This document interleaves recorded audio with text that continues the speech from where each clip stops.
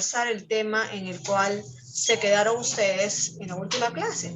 Y ustedes han quedado en el plano mundial, ¿no? El siglo XXI, finales del siglo XX, en el marco mundial, ¿no? Va a justamente a contextualizar dos polos, dos focos que son totalmente radicales, que son totalmente distantes, que son de extremo, ¿no? ¿Cuáles son estos dos polos o cuál es la polarización del mundo, Marco? Era Estados Unidos, si no me equivoco. Por un lado, Estados Unidos, sí, ¿ya? Y el otro estaba, era la Unión Soviética. La URSS, Sí, ¿cierto? La URSS. Ahora, gracias, Marco.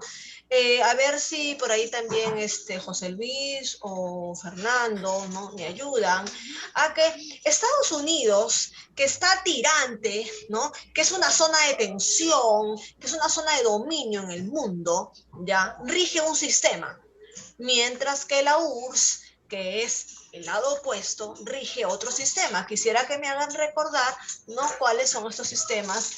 Fernando. Estados Unidos está con el capitalismo y la Unión Soviética con el comunismo. Perfecto, ¿no? Hablamos de dos opciones en el mundo, o eres capitalista o eres comunista, y si no, chao, ¿no? Tipo Miss Carlita, o estás con las reglas o estás, chao, fuera del colegio, ¿no? Es así, porque la vida es así, ¿cierto? La vida es así, o es blanco o es negro, o te gusta la chica o no te gusta, si no te gusta, déjala, pues, ¿no? Pero no puedes estar con ambas, porque acá no hay grises, acá hay blancos o negros. No hay grises, no hay medias tintas en el mundo. Ok, es así de radical. Entonces, dentro de esta polarización, ojo, mire, estamos hablando de inicios del siglo XXI. Estamos hablando de 2000, el año 2000. Nos encontramos ahorita después de 20 años. ¿Y qué pasó con esa polarización? Pero antes de hablar de lo que pasó, ¿no?, el profesor Oscar los enmarcó en el plano mundial. Pero yo ahora quiero enmarcarlos en el plano Perú. Mientras que en el mundo se disputaba estas dos tensiones, estos dos polos marcados, en el Perú, ¿qué se contextualizaba? ¿Ya? Y para saber qué se contextualizaba a finales del siglo XX, tenemos que hablar de los últimos años de gobierno. Así que, Diego, ¿no podrías recordarme, porque estoy seguro que el profesor Oscar por ahí lo debe haber detallado, ¿no? ¿Cuáles son los últimos gobiernos del siglo XX? ¿No? ¿Quiénes ya habían vivido como gobernantes estos marcos tan radicales que se daban en el mundo? ¿Qué gobierno se vivía, Diego, a finales del siglo XX en el Perú?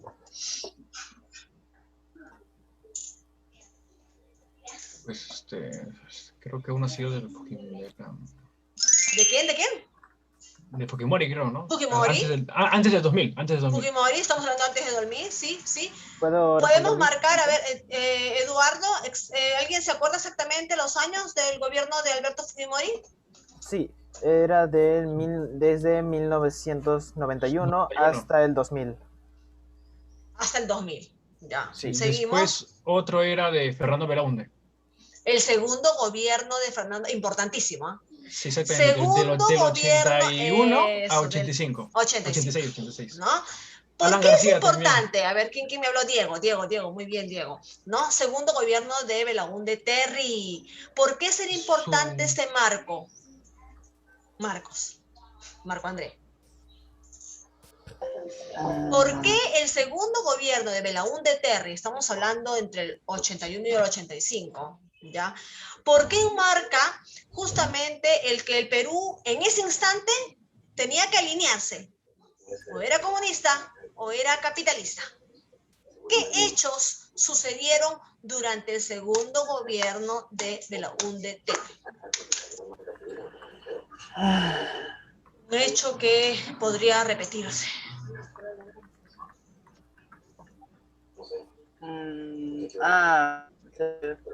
Se restablecieron las elecciones, ¿no?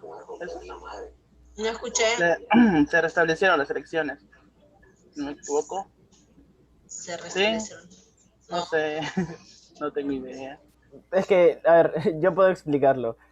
Lo que pasa es que antes del gobierno de Belaúnde hubo gobiernos militares y se restableció la democracia en el segundo gobierno de Belaúnde. Ya, Era pero de no me estoy Juan Velasco refiriendo a eso. Alvarado y Francisco bueno. Bermúdez. Ojo. Yo estoy enmarcando, por eso es que estamos hablando, ojo, estoy enmarcando el gobierno de Belaúnde Terry. No estoy enmarcando el antes, no. Tampoco Ok. estoy hablando el contexto político. Más bien me estoy refiriendo al contexto social. Ah, ok. ¿Qué hechos, ya? ¿Qué hechos sociales enmarcan el segundo gobierno de Belaúnde Terry? Y que justamente sería la puerta que tendríamos que tocar para decidirnos entre el comunismo y el capitalismo, ¿no? Porque el Perú es un país más que tenía que alinearse entre las tensiones que se daban en el mundo. ¿Pero qué vivíamos en el Perú? Algo se estaba dando. Si alguien se acuerda, puede ayudar a su compañero Marco. Pero cuando yo le diga que participe. Allá, Diego. Ya. Antes del gobierno de Belaúnde Terry, fue el gobierno de Bermúdez, creo que ha sido. Ya. Y él, me acuerdo que él había puesto un impuesto, digamos que iba a pagar la gente que no repetía de año, para que pueda estudiar más, tenían que pagar como 10.000, algo así creo que era su gobierno, y la gente se había rebelado contra Bermúdez. Y ahí hubo asesinatos, ese tipo de cosas. Velasco, Bermúdez, ¿no? Odría, ¿no? Son aquellos militares que entraron con afanes populistas, ¿no? Y que cuando entraron al poder se olvidaron del populismo y obviamente que el pueblo se les vino encima, ¿no? Ya, eso fue lo que pasó antes. Pero de repente José Luis nos puede ayudar a recordar qué movimientos sociales, ¿no?, se levantan durante el segundo gobierno de Belaúnde Terry. Estoy siendo más específica. La verdad, no estoy muy seguro, pero quizás tenga algo que ver con el ochenio de Odría. Pero a lo mejor no tiene nada que ver, pero yo ahí nomás lo digo, porque es lo que me acuerdo de que tratamos en la clase anterior. Ajá, la última clase que ustedes han visto es el ochenio de Odría, ¿no? Y ya en el ochenio de Odría ya habían ciertos indicios de levantamientos indígenas, ¿cierto, André? ¿No? Nuestra sierra peruana estaba descontenta, pues, estaba descontenta, ¿no?, de estos enamorados temporales, ¿no? De aquellos militares que habían entrado con afanes populistas, pero que al final, pues, de populistas no tenían nada, ¿no? Entonces estaban realmente molestos. Estaba una clase social enervada, ¿no?, que era la clase indígena, la clase trabajadora limeña, también la clase obrera, ¿no?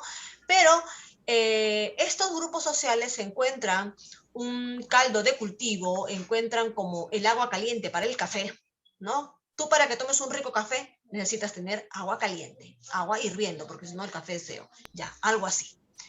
¿Dónde encontraron el caldo de cultivo, ¿no?, para justamente, ¿no?, reproducir su efervescencia?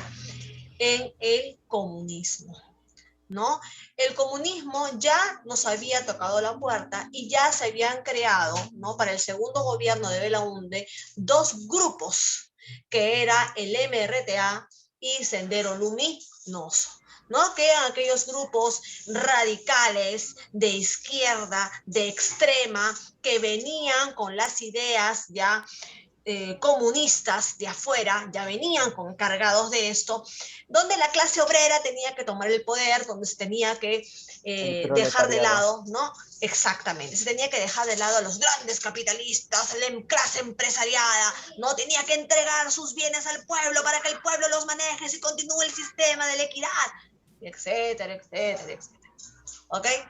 Entonces, esta situación es la que vive el Perú.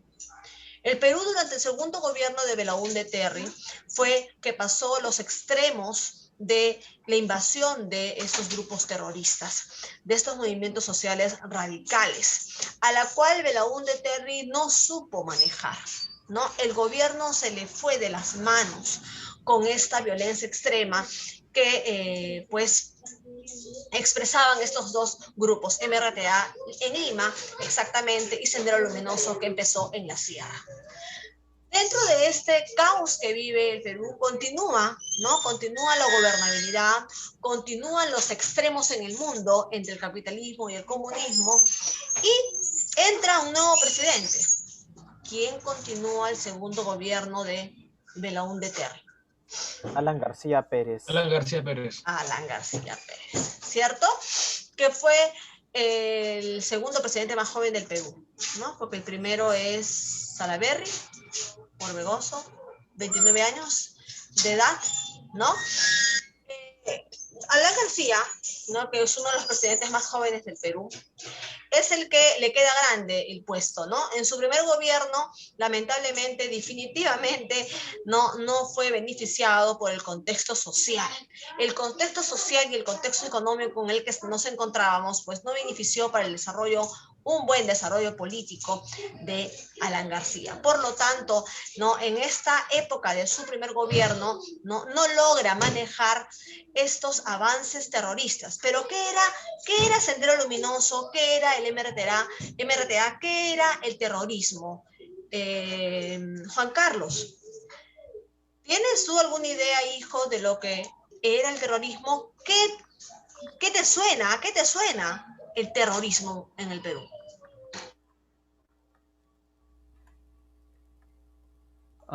Perdón, perdón, estaba muteado. Perdón, mis. Es por así decirlo, como una violencia de lucha política, por así decirlo. O sea, en términos resumidos. Lucha política. ¿Tú crees que el terrorismo viene a ser política? Viene a ser política en general. ¿Con quién lucha? ¿Cuál es la lucha política? ¿Cuáles son las O sea, políticas que luchan? por así decirlo. A ver, yo me podría basar en una parte que había escuchado el presidente que había hecho como algo hacia el Sendero Luminoso, que me acuerdo, creo que era. Creo, no me acuerdo también que era, que digamos, sobre el Sendero Luminoso.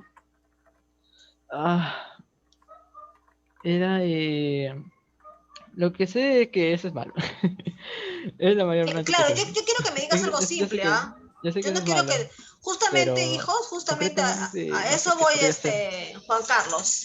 La próxima clase vamos a hacer una serie de exposiciones, ¿ya? Son ustedes los que van a investigar qué cosa es Sendero Luminoso, dónde se originó, quiénes son sus líderes y bajo qué lineamientos filosóficos se crearon estos grupos. Lo mismo vamos a hacer con el MRTA y Sendero Luminoso. Luego voy a plantear que otro compañero me hable sobre el terrorismo en el Perú y sobre las acciones que se dieron, o por lo menos, ¿no? Nuestros gobiernos acusa a estos grupos de algunos hechos terroríficos. Justamente, ¿por qué terrorismo? ¿Ustedes creen que si yo ahorita entrevistaría a Ismael Guzmán, que es uno de estos líderes, ¿ya? Un hombre muy inteligente, pero ustedes saben que a veces la inteligencia se utiliza para dos cosas, ¿cierto, José Luis? O la inteligencia la utilizas para algo bueno, o la inteligencia la utilizas para algo malo. Bien la puedes utilizar para construir, o bien la puedes utilizar para destruir. Ojo, ¿eh? Un hombre inteligente puede ser un hombre constructivo o puede ser un hombre destructivo. Es decir, que utilizó mal su inteligencia. Abimael Guzmán es un maestro, es un profesor universitario, muy inteligente, que ha leído muchísimo, pero que lamentablemente, pues, como que desvirtuó un poco, ¿no?, el manejo de la sociedad por los poderes del Estado. ¿Ok? Vamos a decirlo así, porque lo demás lo van a investigar ustedes. Entonces, dentro de eso, en la próxima clase, ya, vamos a ver cómo termina este siglo XX, ya, para empezar el siglo XXI. Porque ya el profesor Oscar enmarcó cómo inicia el siglo XXI, cómo termina el siglo XX a nivel mundial. A mí lo que me tocaría para quinto año de secundaria es enmarcar cómo es que termina el siglo XX para el Perú, y cómo empieza en el siglo XXI. Entonces, para hablar de eso tenemos nosotros que hablar con conocimiento de causa. Así que dentro de eso, en los últimos años del siglo XX, nosotros hemos vivido el terrorismo, ¿no? Si yo ahorita le entrevisto a Abimael Guzmán y le digo, señor, ¿usted es terrorista? ¿Qué creen ustedes que me va a decir? Que no. Que sí. Va a decir que sí, porque él fue el que ¿No? fundó, pues. Ya, Marco, mira, Marco me dice que no. Ya, Diego dice que sí porque él lo fundó. ¿Pero qué fundó? ¿Qué fundó Diego? Más ¿Tú qué has bien, dicho? Es como que él fundó el terrorismo, ¿no? O sea, él comenzó a esas personas que se rebelaran contra la gente, ¿no? Que se hacían todas las cosas con las armas. Ya. Mira la palabrita que has usado, Diego. ¿Ah? Tú has usado la palabra revelar. Ajá. Porque para ellos no son Estoy ocupado. terroristas. Ellos son, caramba, ¿quién interrumpe a Marco? Ya, cero ponle. ¿Qué te interrumpió, hijito? ¿Qué cosa? Y sigue, ve. ¿Quién te ha interrumpido, papacito? Es que lo que pasa es que mi mamá me acaba de decir que la misa le está llamando o algo así. Así que ¿Sí? me llamó pensando que no estoy en clase. Esa supongo. es para otra cosa, la llamamos seguro, hijito. Pero pues otras cosas. No hay que hablar de esos temas nosotros. Bueno, ahorita estamos en la clase, ¿ya? Que no estás jugando, no. Estás en la clase de historia. No va a ser que estás jugando, ya. Entonces, ¿no? Si yo ahorita entrevistara a Diego o a Abimael Guzmán, ¿ya? Él te va a decir que no es terrorista. Porque tú sabes quiénes, ustedes saben quiénes les han puesto ese término, terroristas. Eso se los puso el Estado. ¿Por qué les puso terroristas? Porque fueron grupos o movimientos sociales que generaron terror. Entonces, todo aquel grupo que generó terror, ¿no? Violencia extrema en la población peruana y especialmente limeña y en la sierra central del país, fueron los terroristas. Entonces, cuando tú le dices a uno de ellos, ¿usted es un terrorista? Aléjate, ni esperes la respuesta, porque para ellos no lo son. O sea que acá a ellos hay que llamarlos como son. Ellos fundaron un grupo revolucionario, como bien lo dijo Diego. Para ellos son revolucionarios, ¿ya?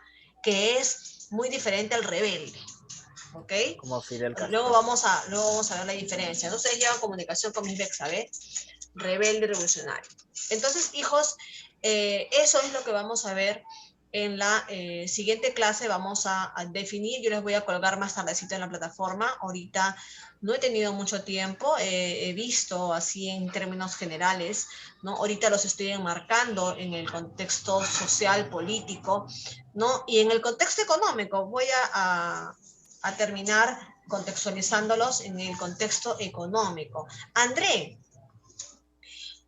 ¿cómo crees tú que estaría el desarrollo económico del país, ¿no? Si es que tenemos a grupos que causan terror, que la gente no podía trabajar, que habían estallidos de bombas en cualquier centro comercial, si tú vivías cerca de un banco, de repente ya no vivías para contarla, ¿no? Hijo, habían apagones todos los días. Nuestro desarrollo económico, ¿cómo estaría? ¿Estable? ¿No? La inversión extranjera seguiría estando en el país contenta, segura. ¿Cómo crees que se desarrolló el contexto económico en el país a finales del siglo XX?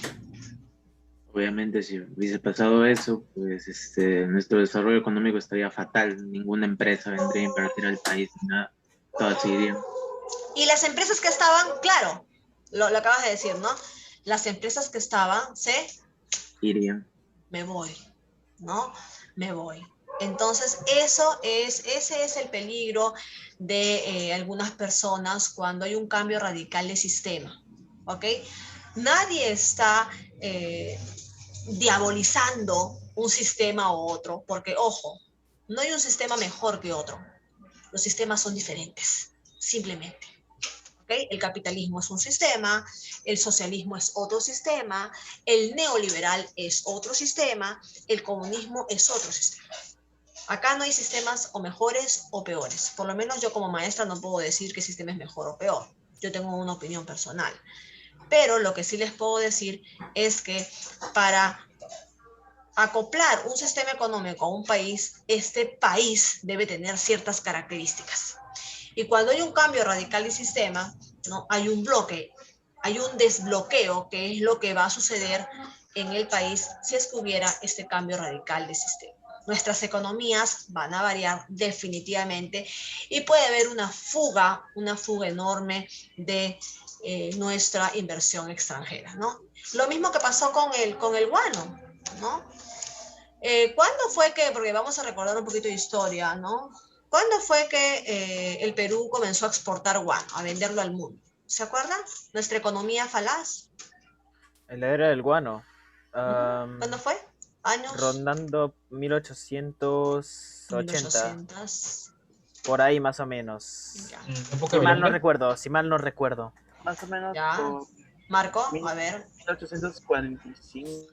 Exactamente, ¿no? Estamos hablando de aproximadamente el segundo gobierno de Gamarra, en el segundo militarismo, después de la Confederación Peruano-Boliviana, ¿no? Nosotros empezamos a exportar guano y la gracia no nos duró ni 9 años. ¿A dónde se fue ese dinero? ¿No? ¿A dónde se fue esa economía? Ay, papacito, yo. Anda, Fernando, anda. ¿No? Entonces, ¿a dónde se fue? Ustedes se ríen cuando yo les digo papacitos, ¿no? ¿Por qué se ríen? Porque saben que también cuando me molesto les quiero decir su vida, ¿no? Me voy a los extremos, ¿no? Entonces, hijos, vamos a preparar esta exposición que yo no quiero que ustedes lean. Yo no sé cuánto tiempo el profesor Oscar estará mal. Yo espero que esté menos tiempo posible.